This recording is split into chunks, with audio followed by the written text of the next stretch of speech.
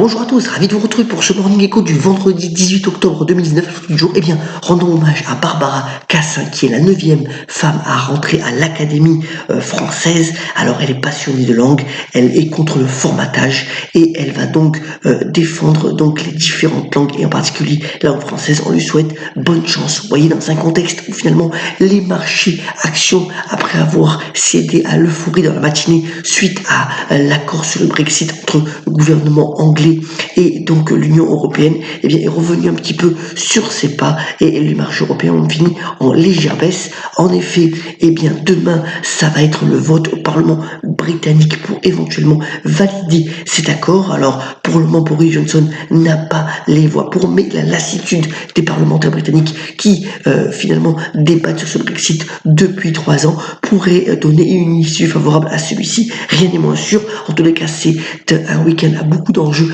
pour donc le Royaume-Uni entre le Brexit et donc le quart de finale de la Coupe du Monde de rugby. Ça va être assez agité. Donc de l'autre côté de la Manche, on verra bien l'issue.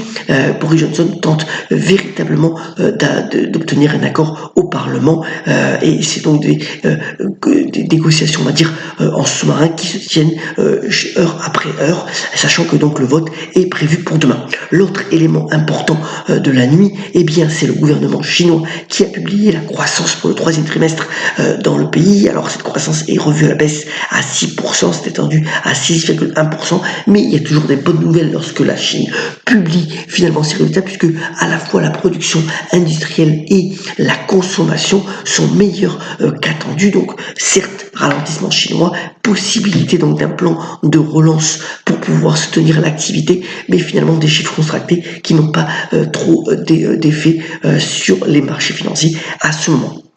Autre point aussi, vous voyez que le cours du pétrole finalement se cherche une direction depuis maintenant plusieurs semaines. Eh bien, c'est l'introduction en bourse tant attendue du géant pétrolier saoudien Aramco qui est remise de quelques semaines. Vous voyez qu'il y a encore des travaux suite à l'attaque subie donc sur les installations il y a maintenant quelques semaines. Donc cela va permettre aux analystes financiers de pouvoir intégrer les chiffres du 3e trimestre pour pouvoir lancer donc cette IPO. Je vous rappelle que la valorisation c'est 1500 milliards de dollars au moins, donc pour cette compagnie pétrolière fer de lance de l'économie saoudienne. Autre point aussi que je veux montrer, eh bien, c'est la montée en puissance de ce qu'on appelle les émissions vertes d'obligations. Alors, c'est donc de la dette dont le but est finalement d'intégrer des projets environnementaux. Et vous voyez que si ça avait stagné l'année dernière, eh bien là, c'est en forte hausse. Pourquoi? Eh bien, les Américains s'y intéressent de plus en plus. PepsiCo, par exemple, a lancé une émission. Et ces émissions de obligations finalement environnementales ont tendance à monter. On estime que le marché pourrait représenter 1000 milliards de dollars d'ici à 2021. L'intérêt finalement c'est de financer et de s'orienter vers des projets qui vont bien pour la planète et c'est vraiment dans l'air du temps.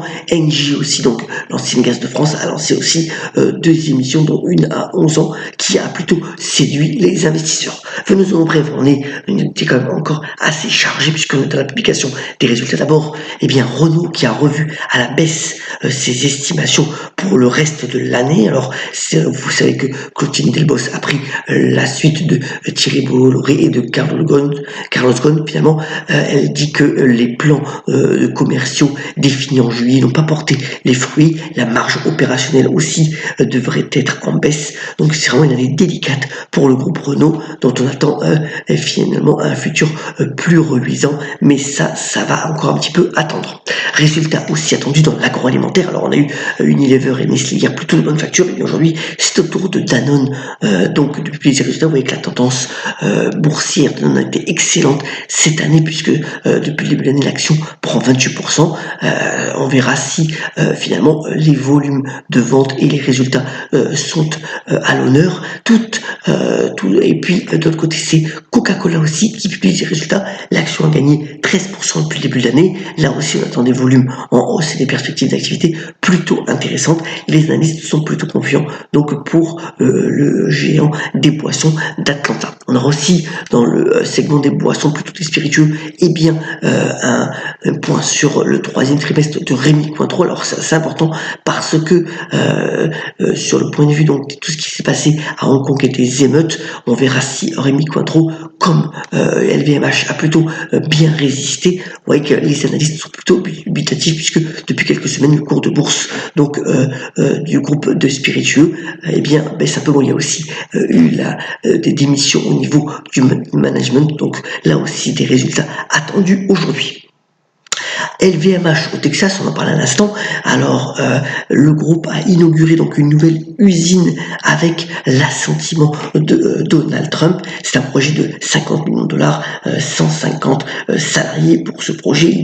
C'est un troisième site donc pour LVMH aux États-Unis. L'idée, c'est de renforcer encore ses ventes outre-Atlantique. Et voilà, c'est plutôt donc une belle perspective pour le groupe de luxe français qui veut renforcer significativement encore ses ventes donc aux États-Unis, et c'est par le biais aussi de la production locale qui plaît bien donc à Donald Trump que ce projet a été ficelé.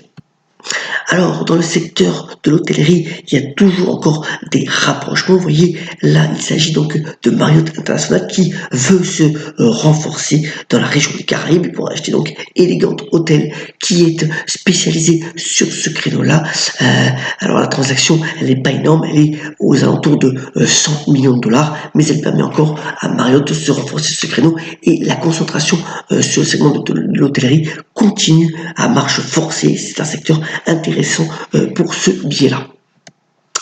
Alors, du point de vue culturel pour cette fin de semaine, puisque c'est aussi le début des vacances scolaires, il y a une belle fête du cinéma à Rome, après donc la Mostra de Venise. C'est le deuxième événement consacré donc au 7e art, donc en Italie. Alors, ça se passe depuis hier et sur une semaine. Alors, de nombreux films sont attendus. D'ailleurs, les 2 derniers films qui ont été présentés à Rome ont remporté les Oscars aux États-Unis. On attend bien entendu le nouveau film de Martin Scorsese, relié à Al Pacino et Robert De Niro, donc The Irishman, qui sera présenté lundi, mais aussi la possibilité, puis finalement, pour les spectateurs de pouvoir dialoguer librement avec les personnes du cinéma, que ce soit des réalisateurs, mais aussi des acteurs.